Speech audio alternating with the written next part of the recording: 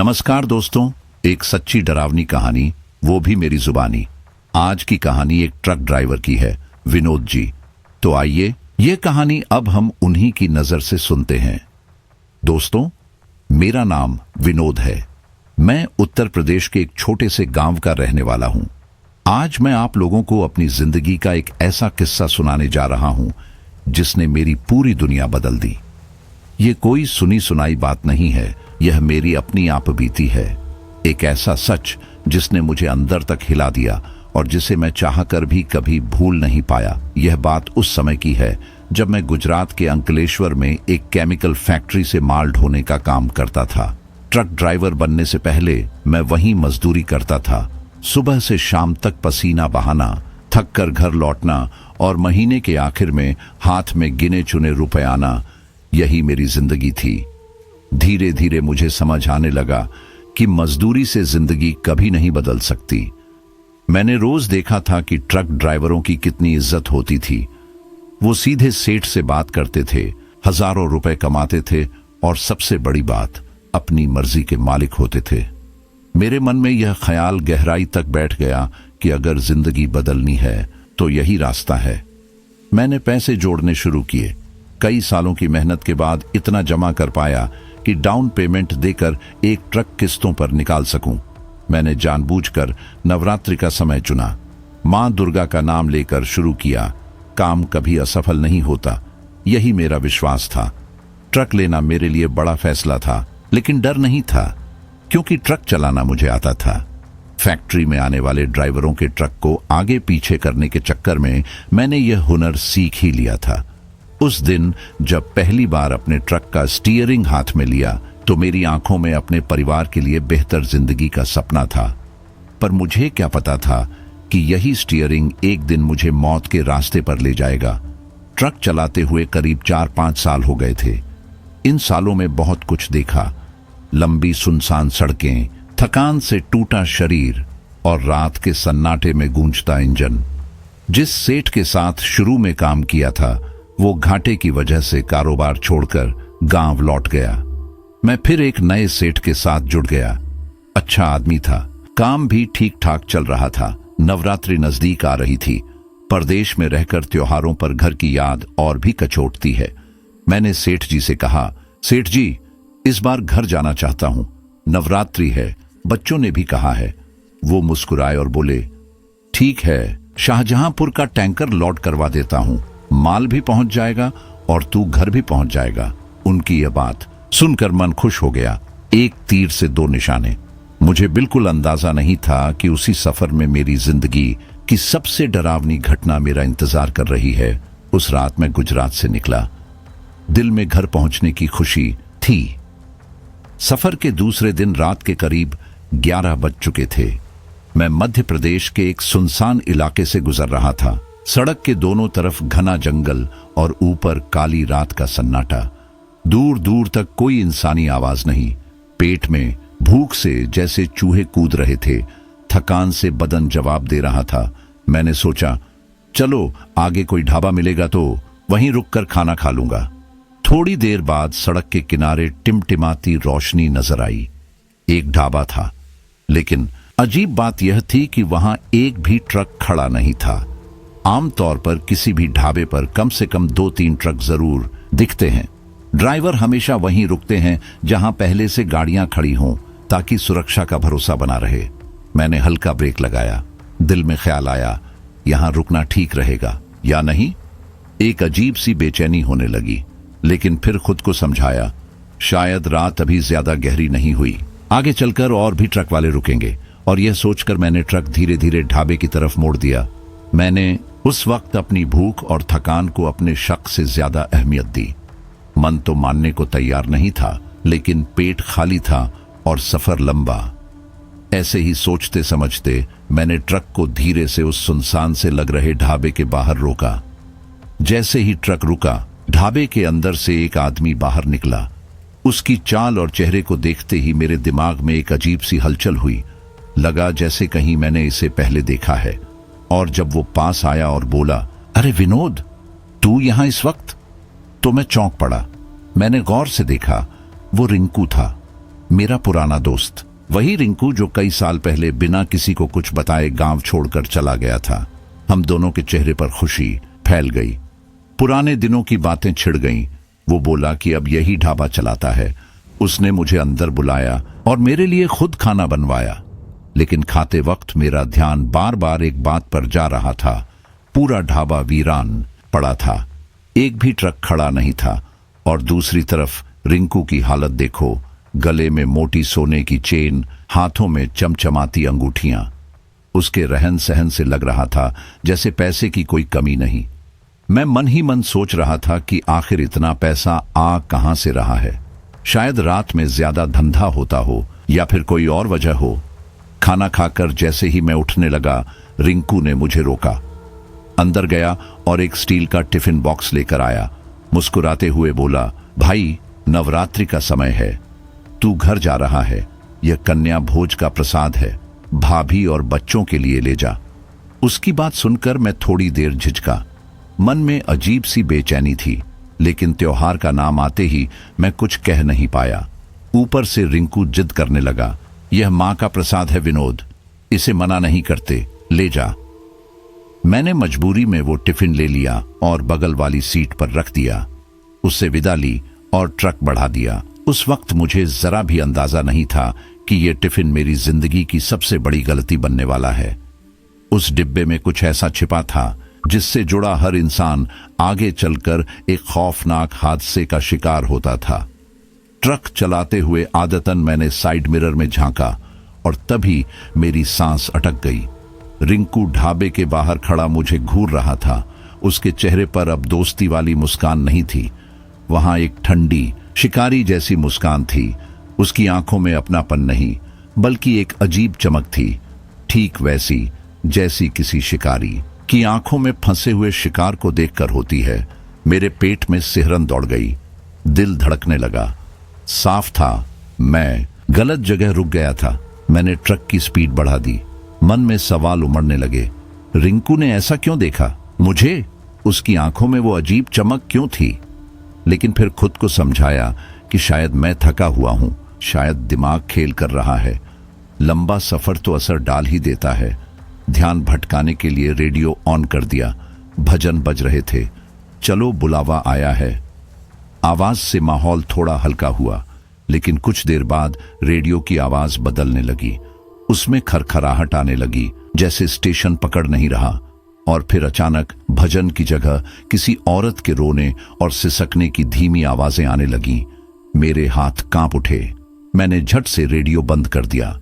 Cabin में सन्नाटा छा गया। तभी मेरी नजर बगल वाली सीट पर रखे टिफिन पर गई। उससे एक अजीब सी गंध उठ रही थी, मीठी और सड़ी हुई, जैसे किसी मिठाई में गली सी चीज मिल गई हो। अब तो माथा ठनक गया। ढाबा, रिंकू की मुस्कान, रेडियो से आती आवाजें और अब ये गंध, ये सब महज इत्तेफाक नहीं हो सकता। मैं सोच रहा था कि उस टिफिन को खिड़की से बाहर फेंक दूं, लेकिन तभी एक जोरदार आवाज आई। ट्रक झटका खाकर एक तरफ खिंच गया। मेरे कानों में हवा निकलने की तेज सीटी जैसी आवाज पड़ी। मुझे मजबूरन ब्रेक लगाना पड़ा। खिड़की से झांक कर देखा, पीछे के टायर से धुआं उठ रहा था। उतरकर जांचा तो साफ था, टायर फट चुका था। धज्जियां उड़ गई थीं। आसपास घना अंधेरा, दूर से जंगल की डरावनी आवाजें। मैं टायर बदलने लगा, लेकिन जैसे ही हाथ लगाया उंगलियां जल सी गईं। टायर बहुत गर्म था, मानो जलते तवे को छू लिया हो। अब मेरे सामने सिर्फ दो ही रास्ते बचे थे।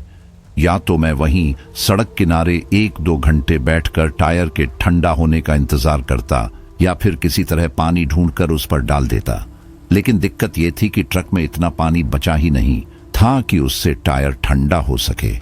और उस वीरान जंगल में रात के वक्त इतनी देर खड़े रहना मानो मौत को दावत देना था। मैंने हिम्मत की और ट्रक के पीछे रखी खाली कैन उठाई। सोचा आसपास कहीं पानी मिल जाए तो भर लाऊं। सड़क से थोड़ी ही दूरी पर एक कच्चा रास्ता दिखा। मैं उसी पर चल पड़ा। चांदनी रात में पेड़ों की टहनियों से छनकर आती सफेद रोशनी रास्ते को और भी अजनबी बना रही थी। कुछ दूर जाने पर जानवरों के लिए बनाई गई एक छोटी सी पानी की टंकी दिखाई दी। उसमें पानी भरा था, जिसकी सतह चांद की रोशनी में चमक रही थी। मैंने जल्दी जल्दी कैन भरी और वापसी के लिए कदम बढ़ाए। अभी मैं दूर से अपने ट्रक की तरफ आ ही रहा था कि मेरी नजर पड़ी। सड़क के किनारे गहरी परछाइयों के बीच से कोई आकृति बाहर निकली। वो एक लड़की थी। इस सुनसान जंगल में अचानक से उसे देखकर मेरे कदम खुद ब खुद धीमे हो गए। पहले तो मैंने सोचा शायद वो इधर किसी काम से आई हो, मगर कुछ ही पल में उसने सड़क के किनारे मेरे ट्रक से थोड़ी दूरी पर बैठना चुन लिया। जब मैं पानी का कैन लेकर ट्रक तक पहुंचा तो मैंने गौर किया। वो करीब 20-22 साल की होगी। उसने रंग बिरंगी चिया चोली पहन रखी थी, जैसे किसी गरबा पंडाल से आई हो, लेकिन उसका चेहरा सहमा सहमा, आंखें डरी हुई और वो अपने घुटनों में सिर छिपाए बैठी थी।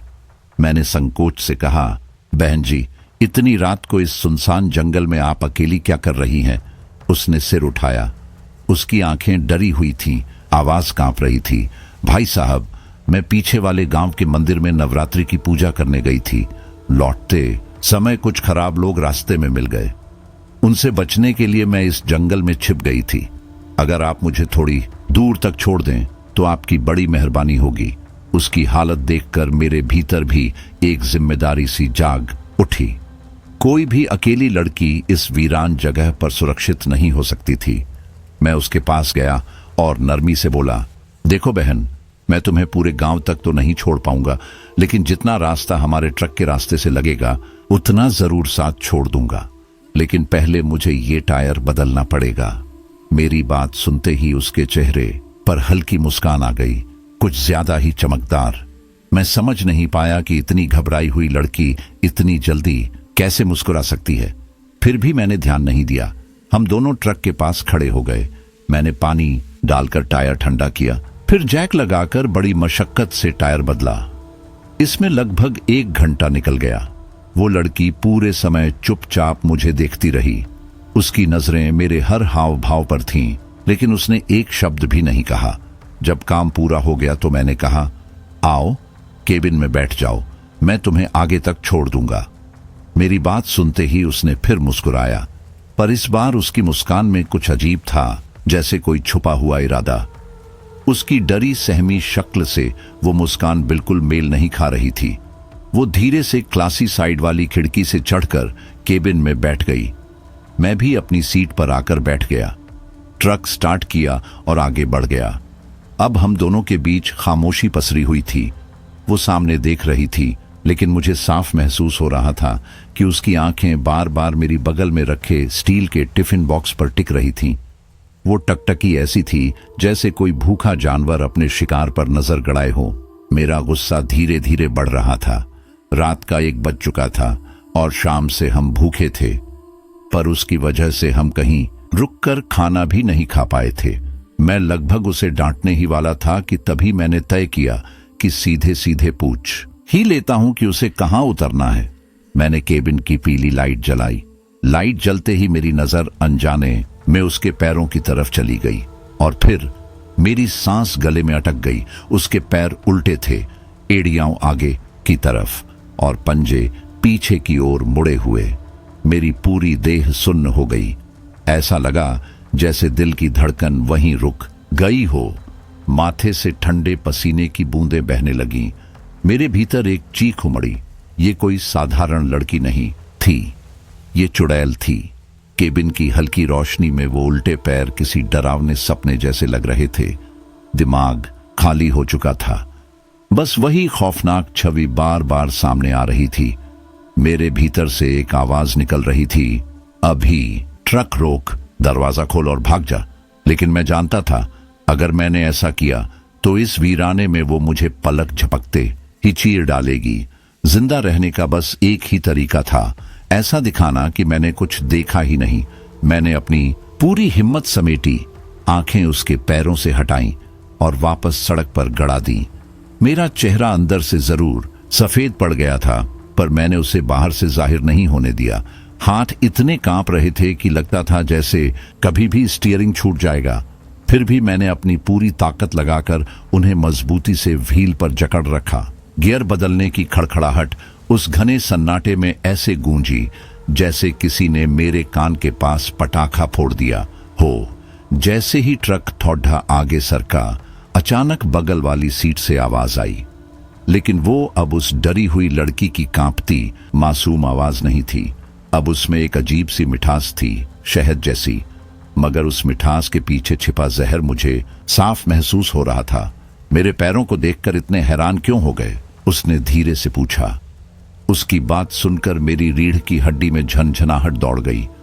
उसका लहजा इतना ठंडा था कि मेरी सांसें अटक गईं। उसे सब पता था कि मैंने उसका सच देख लिया है। उस वक्त मेरे पास कहने के लिए कुछ भी नहीं था। एक गलत शब्द, एक गलत हरकत, और शायद मेरी लाश इस ट्रक से बरामद होती। मैंने हकलाते हुए कहा, पैर नहीं, मैं तो बस ये देख रहा था कि आपकी पायल बहुत सुंदर है। ये साफ झूठ था।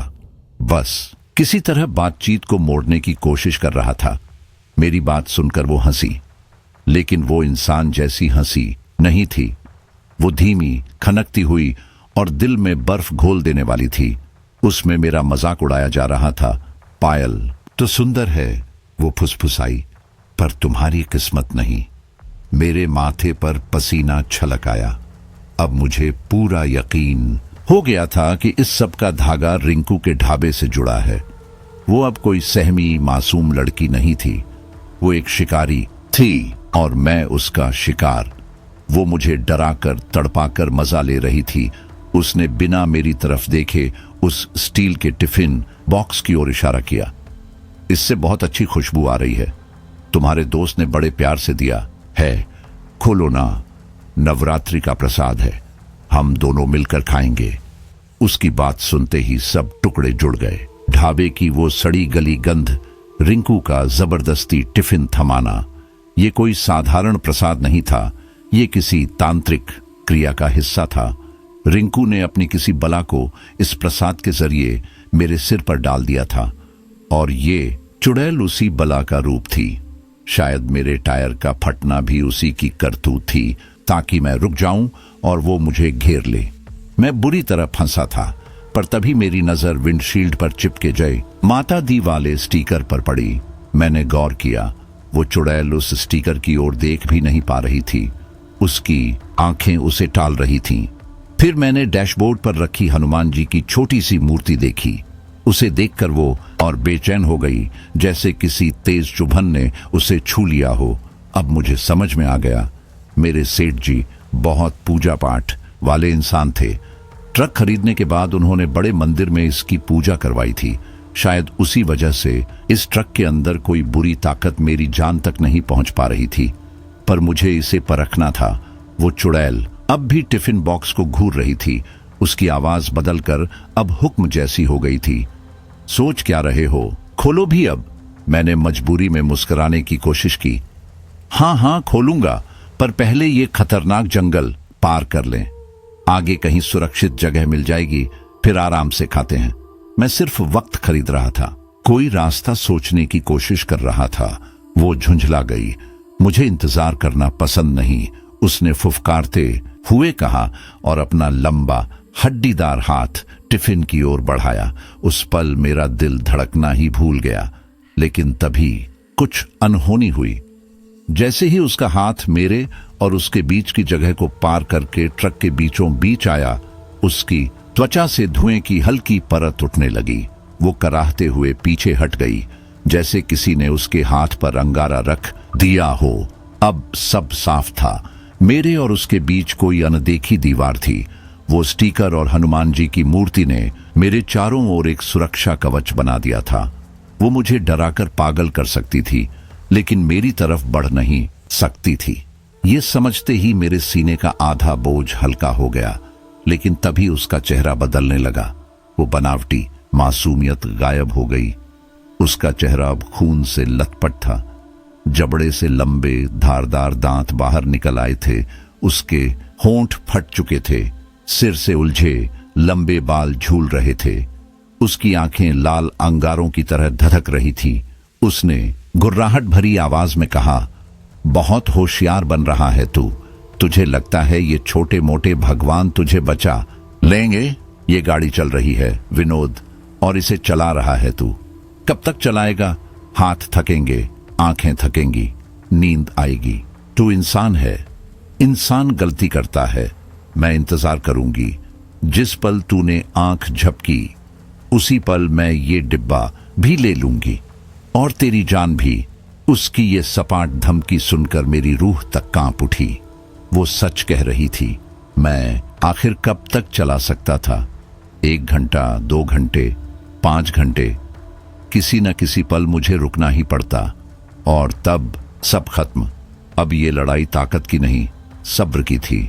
वो इंतजार कर रही थी मेरे टूटने का, और मैं बस ट्रक को सड़क पर बनाए रखने की कोशिश कर रहा था, ये जानते हुए कि मौत मेरी बगल वाली सीट पर चुपचाप बैठी है। करीब 1 घंटा और बीत चुका था। रात गहराती जा रही थी। ट्रक केबिन के अंदर एक दमघोंटू खामोशी फैली थी। सिर्फ इंजन की घरघराहट और टायरों की सरसराहट सुनाई दे रही थी। अब मेरा शरीर जवाब देने लगा था। रात का 1 बज चुका था। शाम से भूख लगी थी। आंखें इतनी जल रही थीं जैसे उनमें किसी ने मिर्च झोंक दी हो, और मैं सोच रहा था, क्या मैं उससे ज्यादा देर तक टिक पाऊंगा? स्टीयरिंग व्हील पकड़ते पकड़ते मेरी उंगलियां जैसे पत्थर की हो गई थीं। हथेलियां पसीने से भीगी थीं और पीठ में इतनी तेज ऐंठन उठ रही थी कि सांस लेना तक मुश्किल लग रहा था। सिर भारी हो गया था, जैसे किसी ने उसमें धुंध भर दी हो। सोचने समझने की ताकत धीरे धीरे छिन रही थी, और वही मेरी सबसे बड़ी कमजोरी थी जिसका वो फायदा उठा रही थी। उसकी फुसफुसाहटें अब सामान्य आवाज नहीं लग रही थीं। ऐसा लगता था जैसे किसी गहरे कुएं से कोई पुकार रहा हो, और वो आवाज सीधे मेरे दिमाग के भीतर घुस रही हो। नींद आ रही है विनोद, बस एक झपकी ले ले, एक छोटी सी झपकी, फिर सब आराम। कब तक लड़ पाएगा तू मुझसे?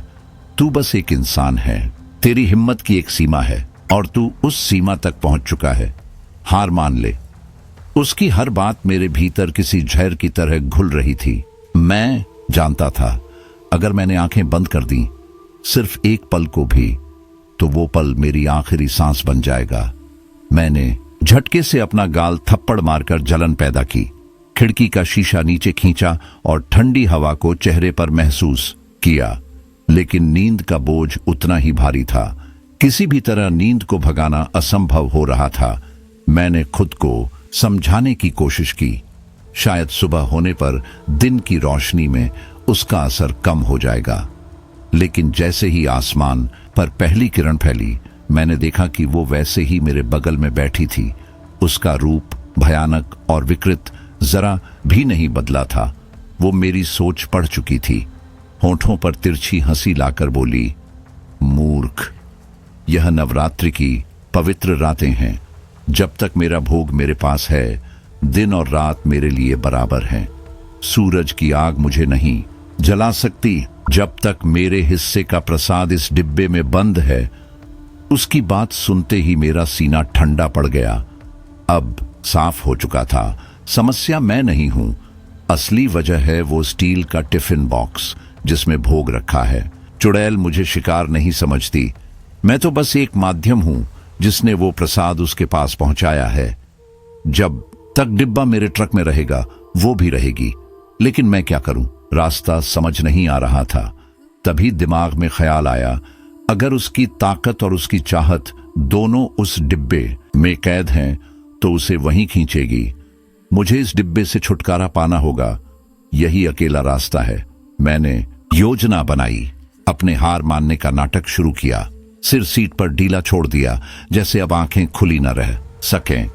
ट्रक को हल्का सा लहराया ताकि लगे कि मेरा काबू छूट रहा है। उसकी आंखों में चमक आ गई, चेहरे पर दरिंदों जैसी मुस्कान। उसने मान लिया कि अब उसका शिकार टूट चुका है। धीरे धीरे आगे झुकी। उसकी लाल चमकती आंखें मुझे और उस टिफिन बॉक्स को घूर रही थीं। मैंने अभिनय जारी रखा। ट्रक की रफ्तार धीमी की, पैर ऐसे रखा जैसे एक्सीलरेटर दबाने की ताकत भी खत्म हो गई हो। उसके गले से घुरघुराहट की आवाज निकल रही थी, जैसे भूखा जानवर शिकार पर झपटने से पहले निकालता है। हाईवे सुनसान और लंबा था। दोनों ओर गहरी खाई जैसी जमीन फैली हुई थी। सही जगह, सही समय। मैंने गहरी सांस ली, अचानक अपना नाटक खत्म कर दिया और पूरी ताकत से एक्सीलरेटर दबा दिया। डीजल इंजन गरजकर जिंदा हो उठा।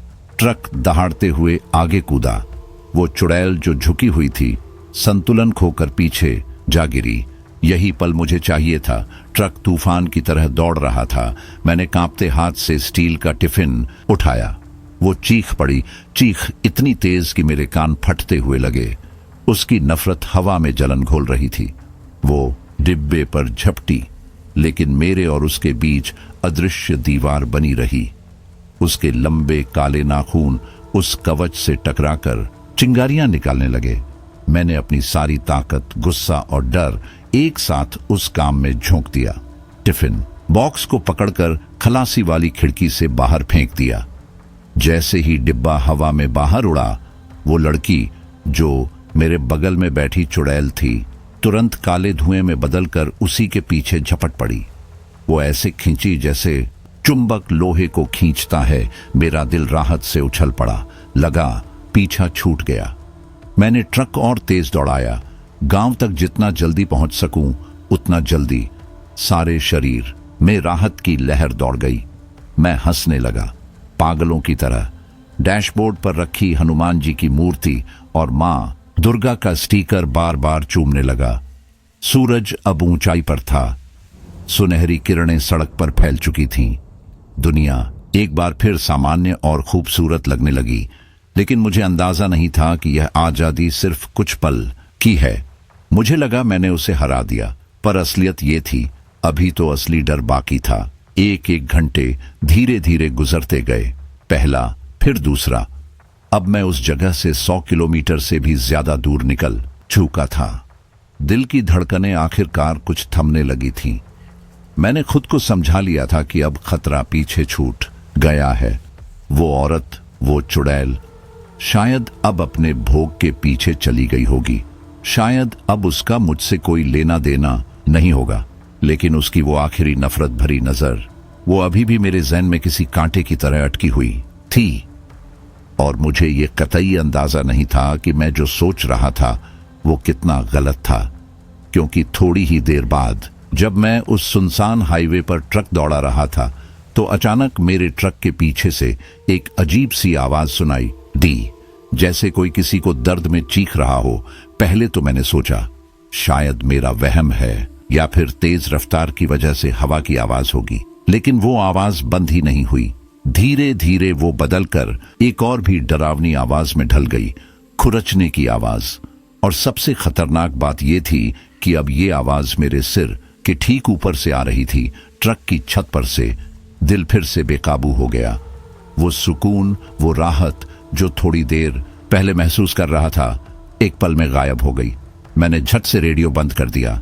अब केबिन के अंदर सिर्फ इंजन की घरघराहट और वो खौफनाक खुरचने की आवाज थी। ऐसा लग रहा था जैसे कोई भारी चीज धीरे धीरे ट्रक की छत पर घिसट रही हो, जैसे किसी ने नाखूनों से धातु को नोचना शुरू कर दिया हो।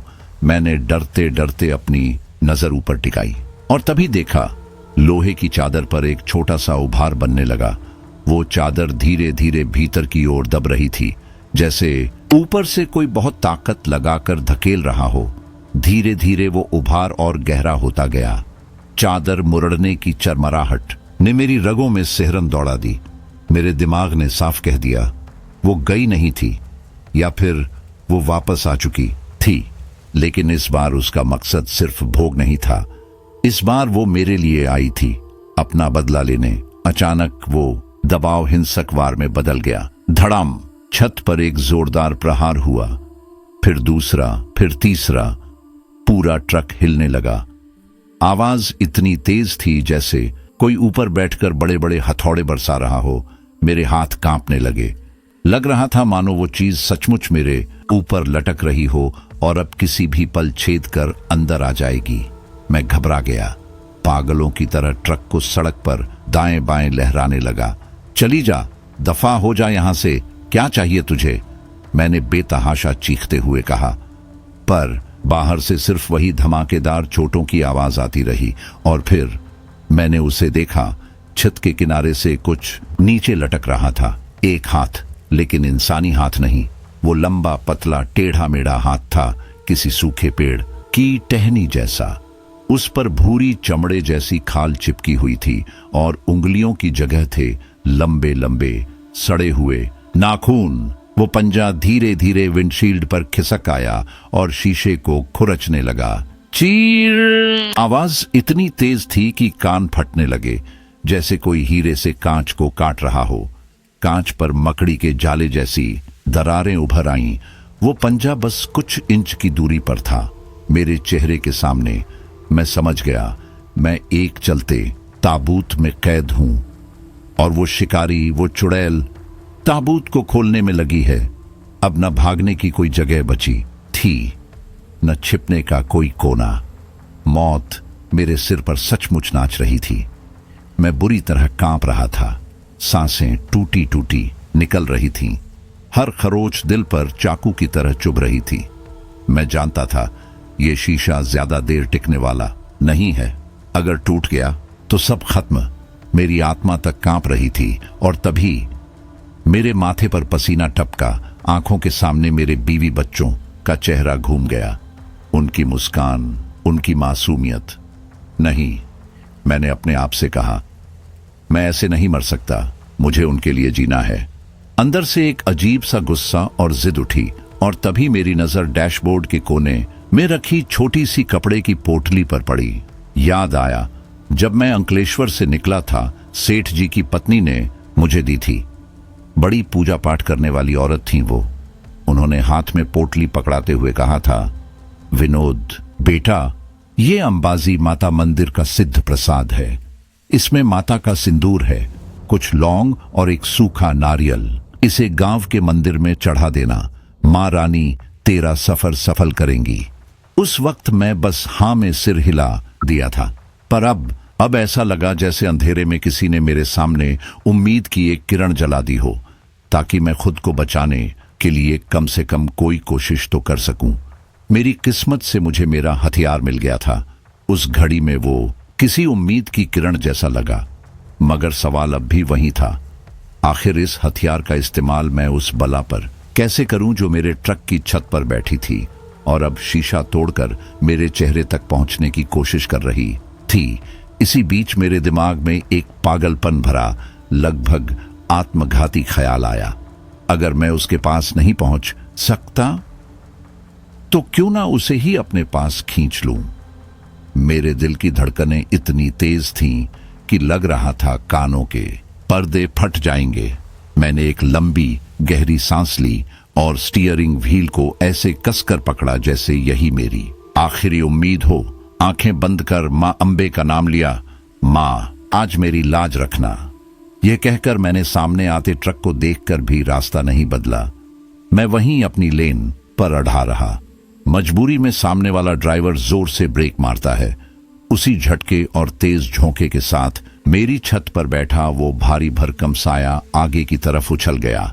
गगनभेदी चीख के बीच वह मेरे ट्रक के बोनट पर आ गिरा, सीधे मेरे विंडशील्ड के सामने। मेरा प्लान काम कर गया था। पहली बार मैंने उसे पूरी तरह देखा। मिट्टी और खून से सने उलझे बाल, हड्डियों पर चिपकी सूखी हुई चमड़ी और आग की तरह जलती दो लाल आंखें। उन आंखों में सिर्फ नफरत थी, खून की प्यास थी। उसके जबड़े से निकले लंबे दांत उसके होठों को चीरकर बाहर निकले हुए थे। वो घायल शेरनी की तरह गुर्राई और टूटे हुए शीशे पर अपने पंजे मारने लगी। कांच के टुकड़े टूट टूट कर मेरे ऊपर गिरने लगे, मगर यही तो मेरा मौका था।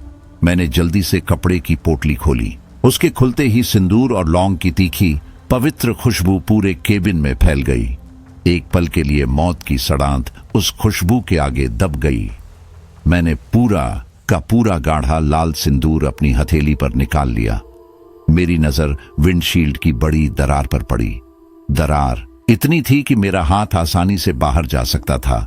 मैंने सोचा भी नहीं, बस हाथ बाहर निकाल दिया। कांच के नुकीले किनारे मेरी हथेली को चीर गए। खून बह निकला, मगर उस वक्त दर्द का मुझे एहसास तक नहीं हुआ। अपनी सारी ताकत, हिम्मत और आस्था जुटाकर मैंने दहाड़ा, जय माता दी, और अपनी हथेली का सारा सिंदूर उस चुड़ैल के राक्षसी चेहरे पर दे मारा। जैसे ही पवित्र सिंदूर ने उस अपवित्र चेहरे को छुआ, मानो विस्फोट हुआ। एक पल के लिए पूरा जंगल शांत हो गया और फिर इतनी तेज सफेद रोशनी फैली जैसे हजारों सूरज मेरे ट्रक के बोनट पर उतर आए हों। मेरी आंखें चौंधिया गई। उसी रोशनी के साथ एक चीख गूंजी, वो दर्द, वो क्रोध और विनाश की अंतिम चीख। आवाज इतनी भयावह थी कि उसका वर्णन इस दुनिया की किसी भी आवाज से नहीं किया जा सकता। वो चीख जंगल को चीरती हुई आसमान में गूंजी और फिर हमेशा के लिए थम गई। अचानक चारों ओर सन्नाटा छा गया। मेरे कानों में अब सिर्फ साई साई की आवाज रह गई। मैंने धीरे धीरे आंखें खोली। मेरा खून से लथपथ हाथ अब भी दरार से बाहर था। कांपते हुए मैंने उसे खींचकर अंदर लिया। नजर बोनट पर गई। वहां कोई शरीर नहीं था, कोई राक्षसी रूप नहीं, बस एक बड़ा सा काला चिकना दाग पड़ा था, जैसे किसी ने लोहे पर तेजाब फेंक दिया हो। उसका आकार चीखते हुए, तड़पते हुए चेहरे जैसा था। उस दाग से अभी भी बदबूदार धुआं उठ रहा था, जो हवा में घुलता जा रहा था। वही उसका आखिरी निशान था। ट्रक के अंदर का माहौल बदल चुका था। वो जानलेवा दबाव, मौत की ठंडक और सड़ांत सब खत्म हो चुका था। हवा अब साफ और ताजा थी। मैंने राहत की सांस ली। महीनों बाद पहली बार मुझे लगा कि मैं सचमुच अकेला हूं। मैं जानता था, दिल की गहराइयों में जानता था कि वो खत्म हो चुकी है, हमेशा के लिए। अब शरीर में दौड़ रहा एड्रेनालिन उतर चुका था और उसकी जगह ले रहा था असहनीय दर्द। हाथ के घाव जल रहे थे, सिर की चोट से खून जम चुका था और पूरा बदन टूटता हुआ लग रहा था। ट्रक अब कबाड़ बन चुका था। विंडशील्ड टूटा, छत पिचकी, बोनट पर अमिट दाग, मगर मैं जिंदा था। कांपते हाथों से मैंने चाबी घुमाई। इंजन कुछ खांसने के बाद जिंदा हो उठा। मुझे यहां एक पल भी रुकना नहीं था। मैं धीरे धीरे ट्रक आगे बढ़ाता रहा। बाकी का सफर कैसे बीता याद नहीं। मानो मैं सदमे में था, खालीपन में। बस चलता रहा, बिना खाए बिना पिए। शाहजहांपुर पहुंचकर फैक्ट्री में टैंकर खाली किया। वहां के लोग मेरे ट्रक और मेरी हालत देखकर सन्न रह गए। किसी ने कुछ पूछा, मगर मेरे पास जवाब देने की ताकत ही नहीं थी। हिसाब किताब किए बिना मैंने ट्रक मोड़ा और गांव की ओर निकल पड़ा। गांव की गली में जब मेरा टूटा फूटा खौफनाक ट्रक घुसा तो लोग जमा हो गए। घर के दरवाजे पर मेरी बीवी और बूढ़ी मां खड़ी थीं। उन्होंने मेरी हालत देखी और फूट फूट कर रो पड़ी। उनका रोना सुनकर मेरा भी सब्र टूट गया। मैं मां के पैरों में गिर पड़ा और बच्चों की तरह जोर जोर से रोने लगा।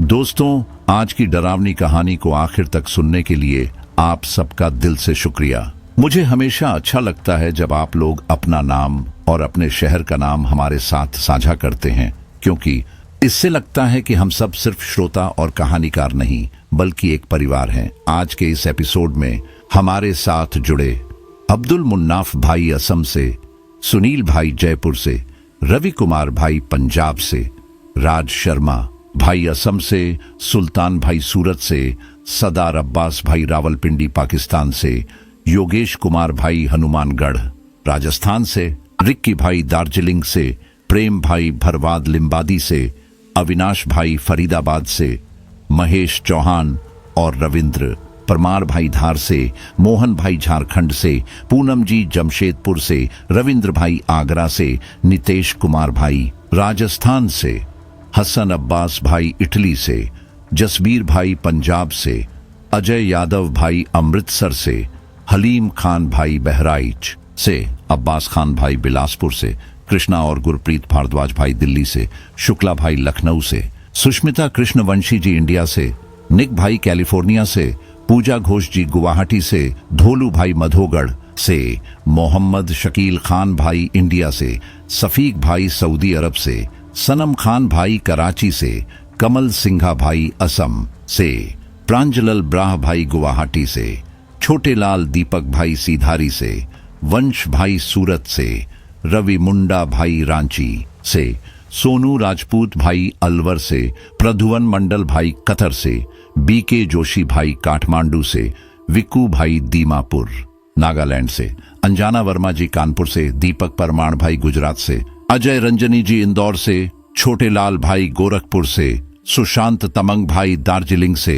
राशिद मिर्जा भाई पटना से, मोहम्मद अली भाई जमशेदपुर से, सुरजीत भाई जालंधर से, सुभ्राता सरकार भाई बोर से, नीता शाह जी मुंबई से, राकेश भाई पंजाब से, सुखप्रीत सिंह भाई जालंधर से, अकबर अली भाई गाजियाबाद से, इसरार शेख भाई मुंबई से, पूनम चौधरी और नंदिनी चौधरी जी अहमदाबाद से, कमल भाई दिल्ली से, प्रभाकर भौईर भाई नासिक से, अशोक कुमार, स्वरूप मां तिवारी, आरणा तिवारी और शाश्वत तिवारी लखनऊ से, एजे भाई नासिक से, प्रवेश और विनीता श्रेष्ठा जी ललितपुर नेपाल से, बाबू मोनी जी असम से, इशिता राठी जी अलवर से, नीरज राज भाई महबूब से, धर्मेंद्र कुमार भाई गोरखपुर से, फैजान भाई हरदोई से, मोहन भाई पश्चिम बंगाल से, आजफार जमाल भाई कनाडा से, वकील खान भाई इटावा से,